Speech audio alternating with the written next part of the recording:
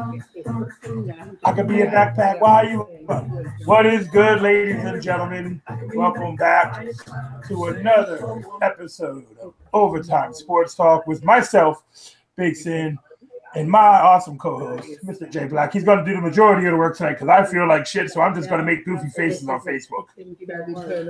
Good. Ladies and gentlemen, this is your boy James, a.k.a. Hollywood J Black, live in the building once again.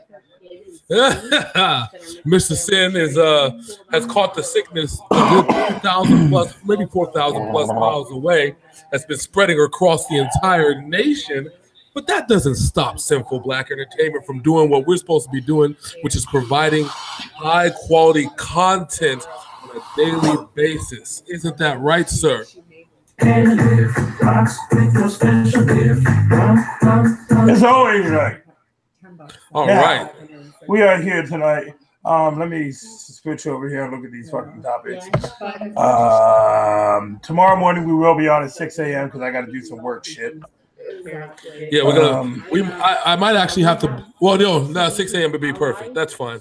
So yeah. What's going on? If you got to postpone, we can do an hour that night. It's up to you. No. I was thinking about earlier, but no. I'm taking my son to the bus stop tomorrow, so that's fine. Instead of taking. Yeah, I was gonna say I wake up at 5, so. All right. Yeah. No problem. We can handle that. No worries, sir. No worries. So we're going to talk about the first topic on deck. I got to switch it up on the screen. So bear with me just a moment here because things aren't working out the way I wanted to on my podcast. Just listen to this.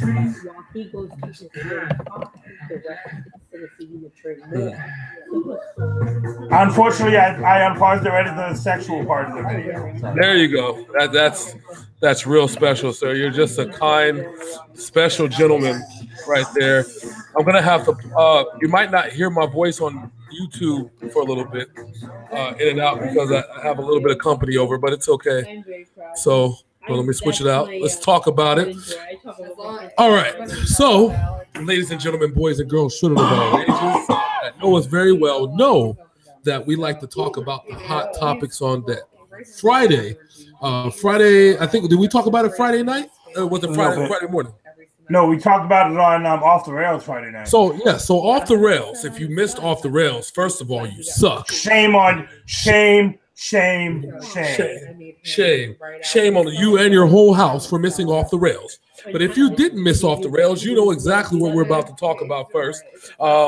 Basically, what happened is that the news report on ESPN came out, and it actually oddly came out in the morning, and we talked about this on Off the Rails at night with the whole Tom Brady, Bill Belichick, Robert Kraft dysfunctional relationship, as ESPN like to call it. I call it a bunch of hoopla and a bunch of trash. However, there were some valid points because this was something, oddly enough, that was brought up by Colin Cowherd at the beginning of actually back in the beginning of November when this happened, when the whole Jimmy Garoppolo trade happened and everything else.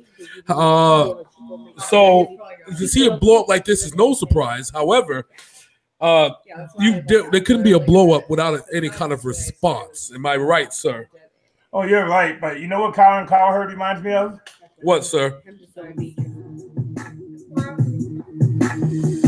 see me mowing my front lawn. I know they're all thinking I'm so wide and nerdy. I'm just too wide and nerdy. I'm just too wide and nerdy. Can't you see him? Mr. Colin Cowherd needs to stick to his ESPN radio and talking about shit that he actually knows about. I am not a fan of Colin Cowherd, obviously. This dude likes to blow everything that happens in New England out of proportion more than fucking ESPN. And he works for Fox. So now this is true. Now this is not a lie. I mean, you take what happens with news is that if you take a few coincidences, mix it up with some old news, and you can spin it, and it can become new legit news. So what ends up happening in these type of scenarios, there has to be a little bit of clarification that goes on. And the Patriots trio of Kraft, Belichick, and Brady did not hesitate to come up with, but to respond to the articles at hand. Now, I'm going to speak about everything in the telephone interview that Robert Kraft spoke about first. So, this is on SportsIllustrated.com. I have to give credit, got to cite your sources and everything else. So on SportsIllustrated.com, it was Robert Kraft stated that until Monday, this is regarding the trade, until Monday at the trade deadline, I believe that was October 30th, the last time I talked to Bill about Jimmy's situation was in a group with Bill, his son Jonathan, and a player of the director of player personnel, Nick Cesario, a small group of us, I think, in June. This is the last time I talked to Bill about it. I would see Nick occasionally and say, was anything going on? Because he trusts Bill Belichick with the franchise. He assumed once the season started that we talk about it again at the end of the season about it. The next time I spoke with Bill about was the Monday before the trade deadline. He called me on that Monday and said he got a deal with San Francisco, Jimmy for a second-round pick and quarterback Brian Hoyer. Turns out they had to cut Hoyer and then we got him, but really this was basically a second-round pick and Brian Hoyer for Jimmy. Bill asked me if it was okay, if I was okay with this. I was really taken aback a little bit. I wanted to think about it. I talked to Jonathan, who was okay with it, and I called Bill back and said, okay. Kraft called the report that he and Belichick met for a half a day during the season about Garoppolo a total fabrication and fiction, and I am telling you, it is fiction. While Mr. Wickersham says that he stands by his story, end quote.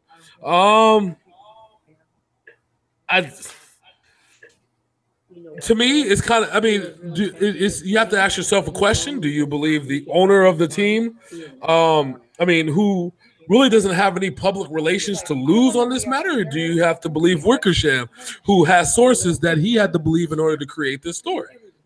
But did he actually have sources he had to create to believe this story, or was it just hearsay and him just popping off saying what he thinks he knows? Well, I mean, you have to have sources, to be a legitimate journalism in sports, because if you don't, nobody's going to interview you or talk to you. Wickersham is a respected journalist. And so was Chris Mortensen when he came out talking about the Deflategate. We see how bad that went for him. True. I'm not saying that Wickersham is lying, because you're only as important as your sources. What I am saying is that the sources that he does have, either they might have some ulterior motives in mind. You see what I'm saying?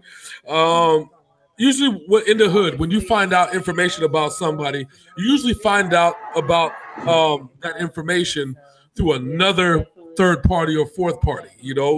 That's because you always have somebody against that person. That's usually how it goes. I don't think that this is any different. I'm inclined to believe Robert Kraft. I'm inclined to believe the richest, one of the richest men on the East Coast. I'm inclined to believe Bill Belichick, and I'm inclined to believe Tom Brady. I'm guilty. I'm a person that believes in innocent until proven guilty. However, it makes me question the people that are around Bill Belichick, the people that are around Tom Brady, the people that are around Robert Kraft, to be able to come up with something like this and make it almost believable to where we're sitting here on the internet talking about it, sir. That you got to ask yourself that question. Well, it's one of those things. Each and every year for the last 5 or 6 years, around this time, there's always a big Patriots blow up or headline passing through the sports cycle. And if I'm lying, you can shoot me right now. That is true. So I want to talk fucking year. That's true. I can't deny that either, sir. But again, this is why we are the news, right? We're the different side of the news. We're not the type of people that'll spin a story and then run with it and then believe somebody else until we don't have to kiss anybody's ass. That is why we're Simple Black Entertainment. I'm gonna do something that ESPN would do right now. Okay, you ready for this one? Yeah, I'm ready. As reported earlier, Stephen Ridley plays for the Pittsburgh Steelers. He gave Mike Tomlin their whole playbook, their whole offensive playbook. So the Pittsburgh Steelers sent James Harrison to New England to get the defensive playbook from Matt Patricia and send it back to Mike Tomlin. That's some shit ESPN would come up with if they treated the Steelers the same way they treated the Patriots. That would be all fine and dandy, except one little small problem. What's that? Josh McDaniels changes his playbook based off of personnel. Like I said, that is something that ESPN would say just to think if it got views and people against New England. There's a reason I call ESPN the gold standard in Patriots hateration. These motherfuckers had to issue an apology about Spygate, Deflategate, and whatever other fucking gate they decided to throw up against New England that they have reported falsely, and they've had to apologize on more than one occasion. No, that's true. You're right. You're right about that. I'm not going to sit here and lie to you. Now, peep this. So, this is the words from Bill Belichick. This was Monday morning on the Dale and Holly with Keith report on WEEI in New England. All right. So Bill Belichick claimed not to have read the article, which, Bill Belichick doesn't buy into that media BS. Let me preface this with saying a couple hours later, he did do another interview saying he finally did read it. Yeah. So he says that 18 years with Tom, 22 with Robert. It's been great. I appreciate everything that Robert has done for me, the opportunities he's given me, and the support. I've been pretty lucky to have Tom as a quarterback for those 18 years, playing for 17. He is a great player to coach, and he's done a lot for this team. He's been a huge help for me personally. I have a great relationship with both Robert and Tom, and I would throw in there, since it was part of the article, I feel like I have a good relationship with Alex Guerrero too. Guerrero, he says Guerrero's Brady's, of course, personal trainer who had reportedly been banned from the Patriots sideline. I think we're talking about a lot of inaccuracies here, Belichick said. I respect Alex, and I think I have a good professional relationship with him. I can't speak for him, but I think he would say the same thing. We have relationships with a lot of people in the medical area, lots of consultants, lots of people that are specialists, lots of people that do many different things. We try and have working relationships with multiple individuals, multiple groups, and multiple areas, and we try to structure those as best as we can. Now, when you look at this is speaking directly at the shot at that the ESPN article said about the dysfunction between Alex Guerrero and Bill Belichick. So now we have one shot taking it at the journalist. We have the second shot taking it with Bill Belichick going after the relationship with Alex Guerrero, absolutely confirming that they do have a great relationship. Now, I'm gonna fully pull up the Tom Brady. While you're pulling that one up, let me talk about TJ Houshmandzadeh, who plays in where's he at now? Is he in Atlanta? Yes. No, TJ Houshmandzadeh is not playing anymore, sir. Okay. Well, he did an interview today, and he was talking about meeting Alex Guerrero. He said, and I quote, the NFL trainers should be afraid of Alex Guerrero because he knows what he's doing better than the trainers does. He uses Alex Guerrero to help with his speed training. And as we know, TJ Houshmandzadeh was one of the fastest men in the NFL for about 5 straight years. Yes. I mean, that is correct. I mean, you got to look at it. And that's the third shot over the bow. There's 2 more shots. I'm not done yet. I mean, there's 2 more shots. I mean, you have people that are sticking up for the Patriots and exactly what they do. So now we have number 4. Now, this is directly from Tom Brady himself. Now, this isn't a statement that he posted in the internet. He posted on Instagram. This was today. Oh, this the storm thing? Yes. He basically says, Fate whispers to the warrior, you cannot withstand the storm. I am the storm.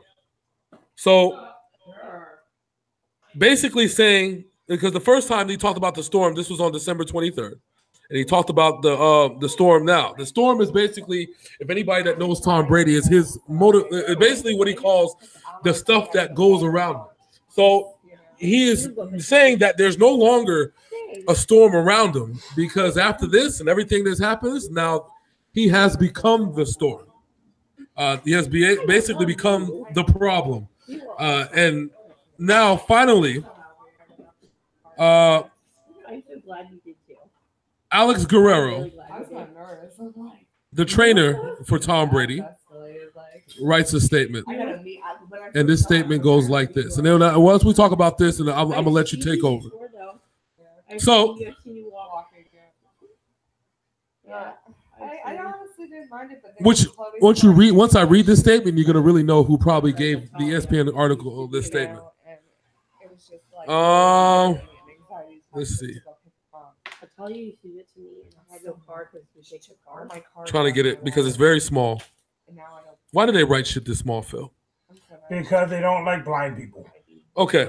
So, over the past few years, many people have tried to paint a picture of who I am, but none of these pictures has been complete. I get that many of my beliefs are not mainstream, and I know that they may differ from others, but they reflect my experience for over 22 years of practice working with some of the best athletes in the world. I understand that some people may disagree with me about how to treat injuries or how to train in order to maximize potential. I welcome this, and I think it's a normal and healthy in all careers because it helps everyone learn to grow and improve. Throughout my career, I've been blessed to work with many remarkable athletes in a variety of sports. With every single one of these clients, my goal has been to help them bring forth positive changes in their body and mind. I've always tried to be respectful of the staff. Each player answers to blah, blah, blah about beliefs and stuff like that. Many of the athletes I not only consider clients, but also friends. One of those is Tom Brady, with whom I have a great friendship that I cherish. It is a privilege working alongside someone with his commitment and discipline. Watching Tom succeed as he grows older has been a personal and professional highlight because I consider seeing players and clients' achievements as their own careers to be the most gratifying part of their work. Thank you to everyone who has supported me in my career and to the professional organizations that allowed me to treat their players, including the New England Patriots. I am grateful to Robert Kraft and his coaches and staff. I am proud to have co-founded the TB12 Sports Therapy Center with Tom, where we're able to make a daily impact in thousands of people's lives. Finally, my deepest gratitude goes to my clients, family, clients, and friends. It's because of you that I do what I do, and it's the greatness that continues to motivate me. I wish nothing but the best to everyone, for each of us to be able to live our lives to the utmost potential. So the reason why I read that entire long-ass motherfucking statement is because all right, so there's multiple organizations involved. I mean, Tom Brady invites former teammates and former players that played on the New England Patriots to train at TB12. This has been a known thing ever since him and Alex Guerrero founded TB12. She was one of the first ones. Remember how I just had this statement about who be careful what you say to other people because they could be watching and they could be trying to hate on you? That's exactly what happened. That's what I'm saying, exactly what happened. And I'm hoping that you look through it and agree with me, because again, I don't think that there's not too really of a split. I think what happens is that people take frustration and words out of context and then try to spin them and make a news story out of it. And I think it's bullshit. And that's really, I'm gonna say that is so if I had a donkey of the day like your boy Charlemagne does, it's gonna be the writer of this article, because he needs to cite his sources and check if they're actually working for him or working against the people that he's writing about. And that's all I gotta say about that. All righty then. Now, with all that being said, Mr. Black, very well done. Kudos to you. Thank you, sir. Now, with that being said, I'm just going to say a couple of things. I'm not really going to, because people who watch these videos and they know me know that I will defend the Patriots to no end. But when they fuck up, I will clown them till no end. And in this instance, they did not fuck up anything. Everything that was said to, what's his name? Wickersham?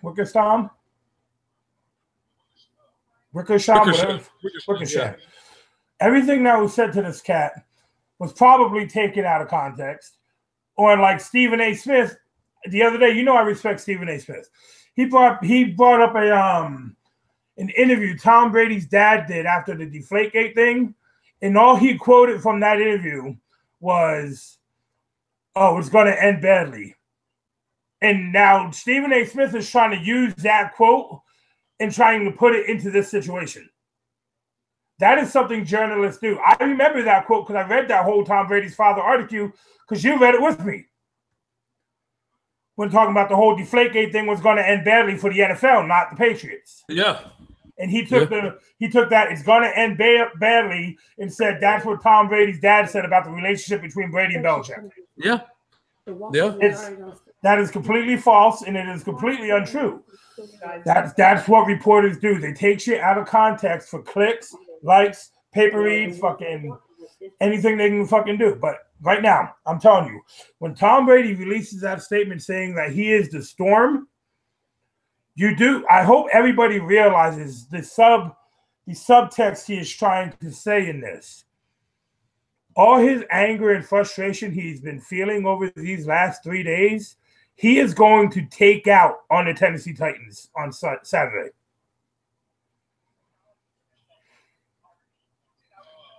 Bruh, I think, and that's why I can't wait for us to talk about this game, because now we have, Bill Belichick prepares for both of his opponents when they do their bye weeks, because they never know who's going to come out. That way they're doubly prepared when they have to come into this week. This game is coming down on Sunday night. Saturday night. Oh, Saturday night? It's coming down on Saturday night.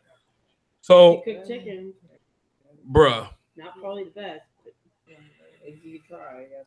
Would you want to be on the defensive side of the ball when Tom Brady takes that field? Oh, hell no. Oh, hell no. Because here's the thought. That means that there's no amount of lead that is safe from Tom Brady.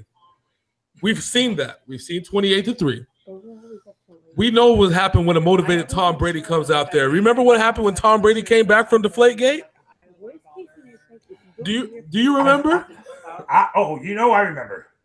So you realize what Tennessee's just gotten themselves into, right? I mean, at no fault of their own. At no fault of their own. My question is at some point, how long are you going to keep hating on Tom Brady? Before, one, you give the man his respect, and two, you realize he's the greatest quarterback of the modern generation. Because I think people really need to sit back and think. Whether you hate the man or you love the man or you just about the dude in the franchise, whenever you give them big time stuff to get focused on and mad about, it is not good for whoever they play over the next 5 to 6 weeks. The playoffs are only 3 weeks long. It will not be good for Tennessee. It will not be good for Jacksonville or Pittsburgh. And it will not be good for whoever the fuck comes in the NFC and tries to take on this team. Real talk, and I really want to be real for a second. And I say that if everybody's tried to question everything that the Patriots have done over the years, I have my Super Bowl prediction even now, and even now I think it's going to be one of the greatest Super Bowls of the modern generation. I think it's going to be one of the highest rated Super Bowls of the modern generation. Just because of who I have in my head and who's going to be in the Super Bowl. And I'm not going to say nothing. However, this Tom Brady is not the team. It's not going to be one any team wants to face. Even my Super Bowl prediction. It's going to be bad. When I say it's going to be bad, I mean literally it's going to be bad for whoever's in his way at this point in time. Motivated Tom Brady is coming for that ass. Because what people fail to realize about that man is when he gets pissed, the whole team gets pissed. And I don't know, you might want to go back a few weeks when they played Pittsburgh and look at pissed off Rob Gronkowski in the third quarter. Bruh, it's all bad. It's all bad. Like I can't even begin to fathom what's going to be going through the entire Patriots team's head during this game. It's going to be lit. That's all I can really say. It's going to be fucking lit. Now I want to bring up something real fast just before we end this topic. You do know that if for some reason Jacksonville actually beats Pittsburgh, then you're going to start hearing what you heard the year the Patriots played Seattle. Oh, New England had a cakewalk during the playoffs when they got to the Super Bowl. All they had to do was beat Tennessee and Jacksonville. But that'd be messed up to say, because if Jacksonville beats Pittsburgh again, I mean, they got the recipe, bro. I mean, you know what I'm saying? Jacksonville got the recipe. The only thing that will stop Jacksonville from beating Pittsburgh is Blake Bortles throwing interceptions. If he does not do that, they will beat that team. And it's funny because I don't even think that's really going to stop them, because you see how good that Jacksonville defense is. But when your quarterback has more rushing yards than passing yards and leads the team in rushing, yes, you have to have a defense that can carry your team on their back. It was cold in Florida. I keep telling you. Wait, and let me also say, he's not Michael Vick. It was cold in Florida, and he was in the pool. Okay. So, like my boy Dash EXP says, when he gets a hard Mario Maker level, next. You got your tablet? Go ahead and spin off these scores and shit. I did not know the Timberwolves were in first place on the West Coast in their division. I can't hear you because the thing's down. Sorry. Today's games was basically 2 really good games, and then a lot of bottom basement teams playing a lot of top tier teams. So right now, the Nets are up on the Raptors 113-111, and they're about to shock the Raptors. I got to give the Nets credit. Those motherfuckers, those kids over there in Brooklyn, I've been talking shit about them, but they are in every game by at least 3 points. I told you, your boy Rondé Hollis-Jefferson and Spencer Dinwiddie. It sounds like the Nerd Club, but is those their real names? Rondé Hollis-Jefferson. This is where I should have been playing White and Nerdy. Rondé Hollis-Jefferson, Spencer Dinwiddie, and some nigga named Karis LeVert. I don't even. He's not even related to Gerald LeVert. So I can't even. You know what I'm saying? Like, really, what's going on? So now we have the Rockets beating the Chicago Tanks 116-102. We have the Timberwolves stomped out Cleveland 127-99. Can we talk about these Timberwolves? They are quietly in first place in their division. Bruh, the Timberwolves are doing their thing, but I mean, you ask yourself who's in that division. You have Oklahoma City. Yeah, and they've been slipping.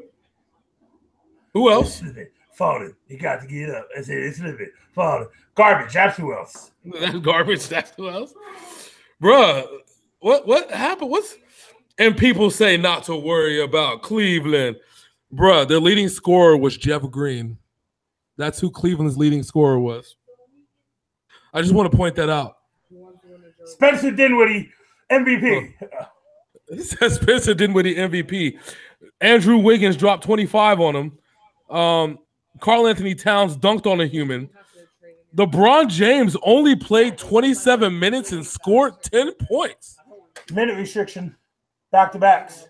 Oh, wow. This was horrible. Like, horrible. Like, all right, so this is what their bench did. Jeff Green dropped 22 on them, okay? LeBron James had 10 points. Isaiah Thomas had 9 points. J.R. Smith had 2. Jay Crowder had 4. Kevin Love had 3 points. Their bench, Jeff Green had 22. D. Wade had 13. And Kyle Korver had 19. Remember those bench problems I keep telling people about? Nobody wants to believe me? Oh, well. You got your boy Karl Anthony Towns. He dropped 19. Jimmy Butler dropped 21. Andrew Wiggins dropped 25. Taj Gibson dropped 16. I forgot Taj was still in the NBA. I forgot fucking Jimmy Buckets went over there and joined his buddy again. Yes, there was a Jamal Crawford sighting. He dropped 10 points. Oh, he's still in the NBA? Yes, he's still in the NBA, sir. Bruh.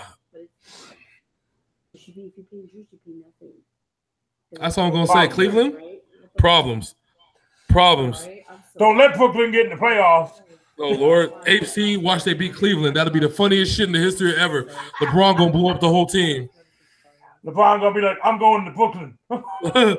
My next chapter. Look at that. Me and my boy Jigger. Jigger what? Jigger who? Brooklyn. Oh. Nigga said my next chapter. Oh, that's all bad. So now our next section will be rather short because, as Mr. Black politely said, only one game in the NHL tonight. Oh, wait. Well, there's still more games left on the NBA real quick. Let me bust through them.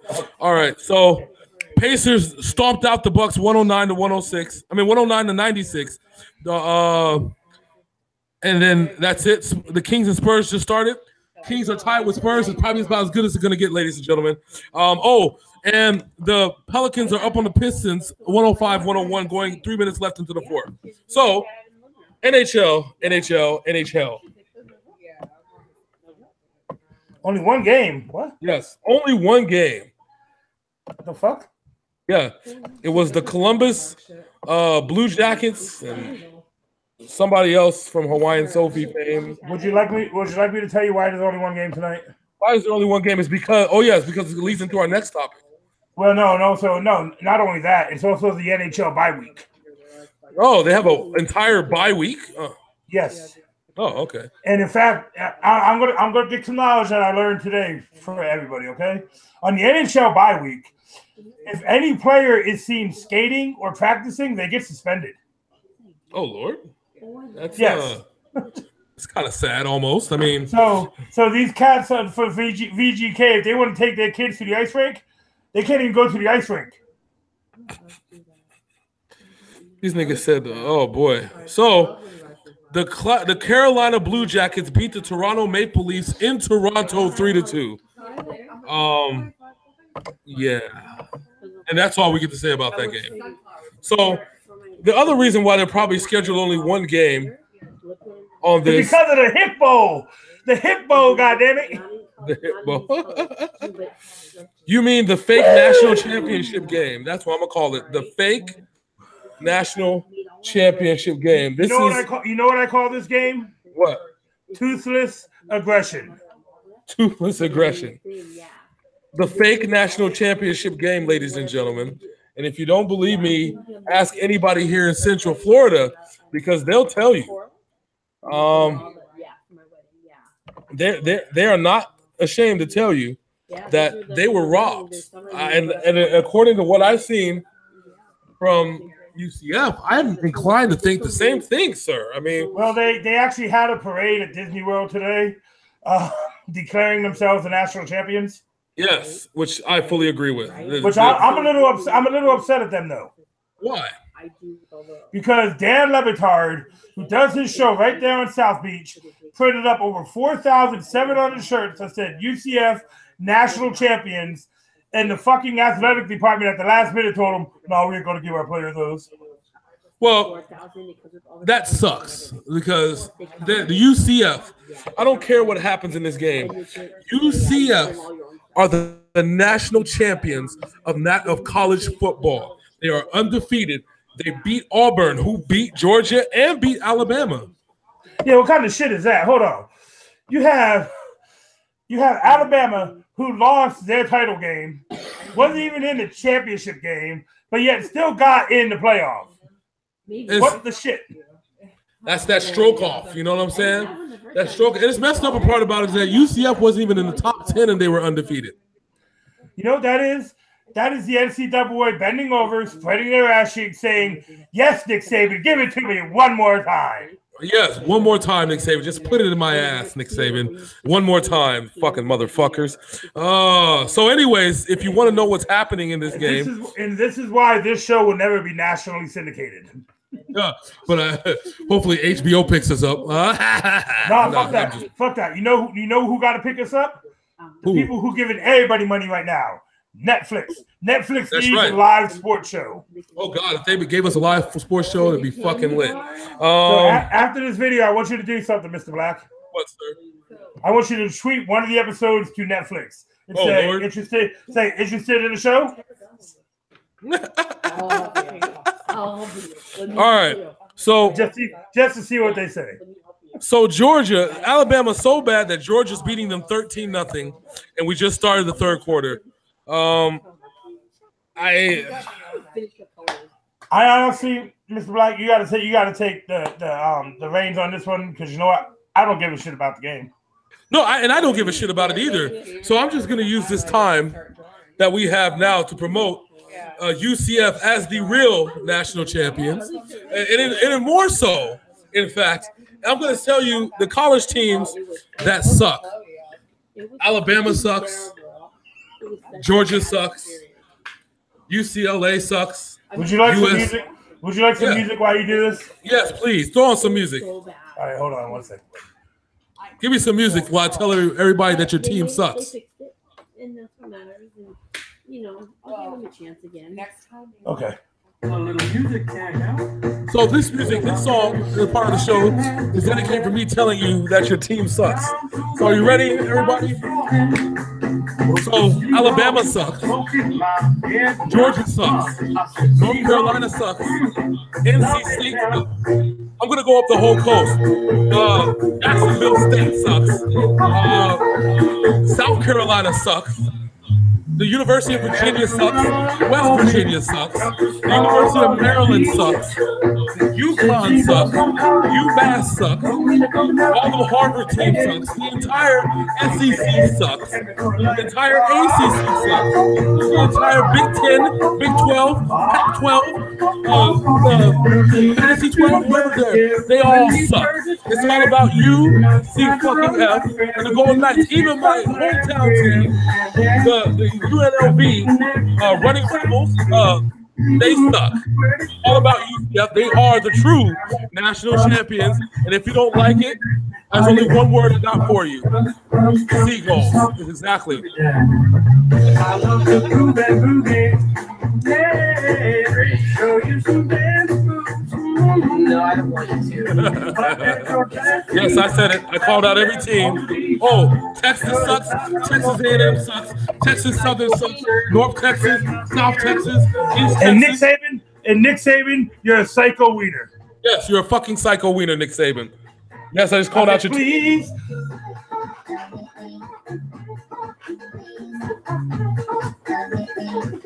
Come on, man, quit that bang. What's that stank? Put a fish in our basket. Oh, yeah, I forgot I did that. You owe me an apology. Just hold your breath and see when the time's right. Earth's back your face. I know people mad I told them that team sucks, but guess what? I don't give a fuck. I don't give a fuck.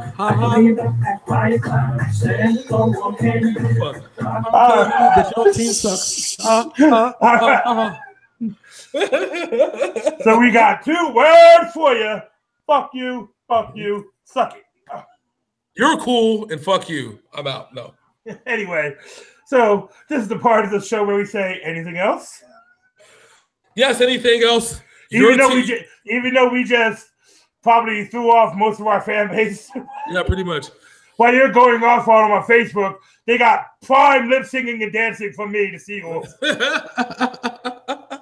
So if you want anything else, yes.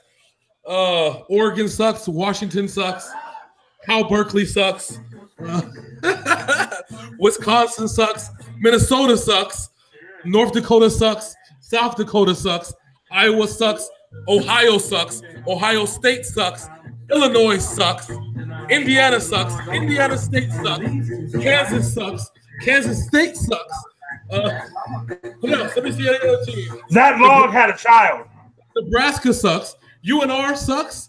Colorado sucks. Colorado State sucks. It's all about UCF and the undefeated, real national champion Golden Knights. That's what it's all about. But if your team didn't suck and your team is the Golden Knights, or you weren't exactly offended by what I say, first off, kudos to you and thank you for not being a douchebag. And now, what I need you to go ahead and do is first listen to Seagulls.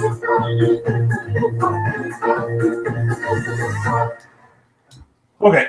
All right. So now after you get done listening to Seagulls, what I need you guys to go ahead and do is hit that subscribe button. What you do is you point it to the left, and then you point it down on the YouTube channel. You hit the subscribe button. And when you hit that subscribe button, you're going to see all the best that Sinful Black Entertainment has to offer, baby. And that includes the Ovatyme sports show. That includes video gameplays.